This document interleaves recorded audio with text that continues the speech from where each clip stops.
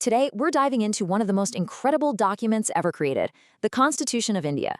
It's famous for being the longest in the world, sure, but it's so much more than that. It's the actual blueprint for the world's biggest democracy. So let's unpack how it was put together. I mean, just try to imagine the sheer scale of the challenge back in 1947. You've got this brand new nation, massive, with an unbelievable amount of diversity, and it needs a single, unified framework to hold it all together. The big question for the founders was exactly this. How in the world do you build a nation on paper? Well, the answer was this Constitution. And when I say it was a monumental answer, I am not kidding. The original document had a whopping 395 articles. Now, just to give you some perspective, the entire U.S. Constitution has only 7. So, yeah, this was never just a simple list of laws. It was a detailed, comprehensive manual for building a country from scratch. Right, so if we're going with this idea of the Constitution as an architectural blueprint, then every good blueprint has to have a guiding vision, right? A statement that says, this is what we're building and this is why. For the Indian Constitution, that vision is laid out right there on page 1 in the preamble. Think of the preamble as the mission statement for the entire nation. Every single word you see here, sovereign, socialist, secular, democratic, republic, was debated and chosen with incredible care. They set the tone for everything else and make a powerful promise to every citizen about justice, liberty, and equality. You could say this is the very soul of the Constitution. Now, the people who drafted this Constitution were brilliant. They knew they didn't have to reinvent the wheel. So they looked all over the world, studying the great democracies, and handpicked the best ideas that they thought would work for India. But this wasn't just a copy-paste job. It was all about smart adaptation. And you can really see that process right here.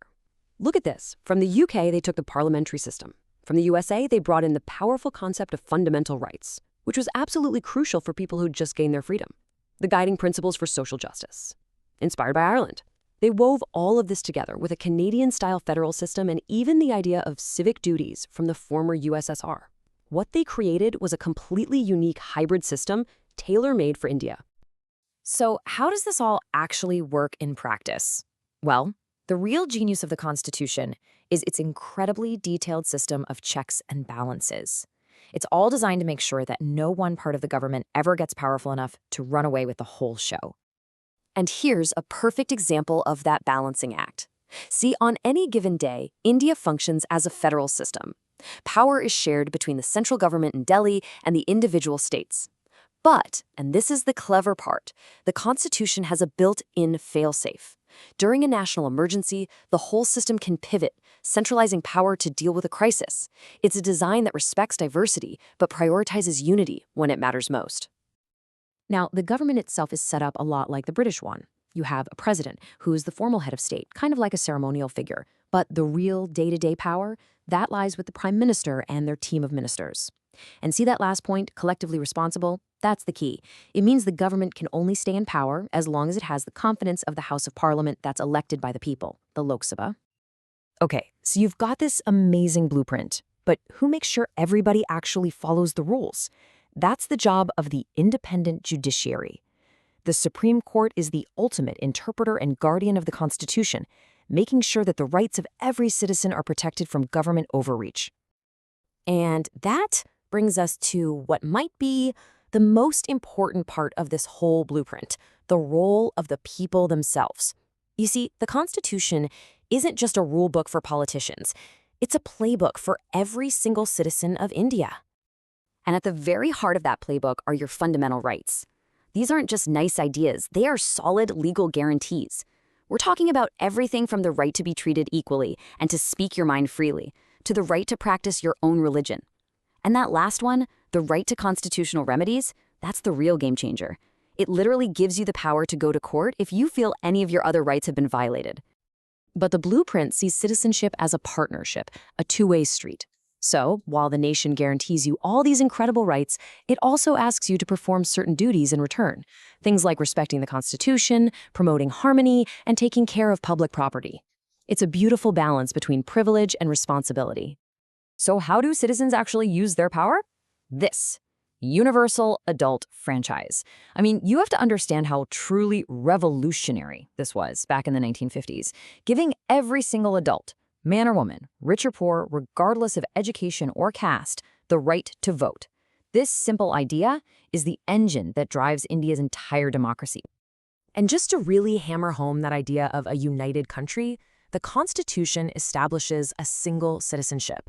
It's different from a place like the US, where you're a citizen of your state and of the country.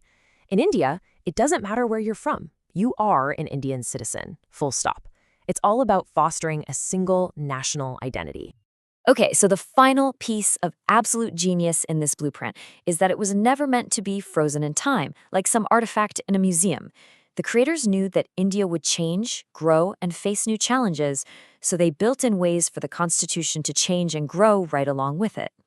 So, how does it stay up to date? Through this really clever mix of flexibility and rigidity.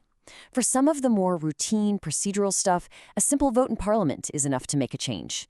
But, and this is crucial, if you want to change something at the very core of the Constitution, like those fundamental rights we talked about, the process is much, much harder.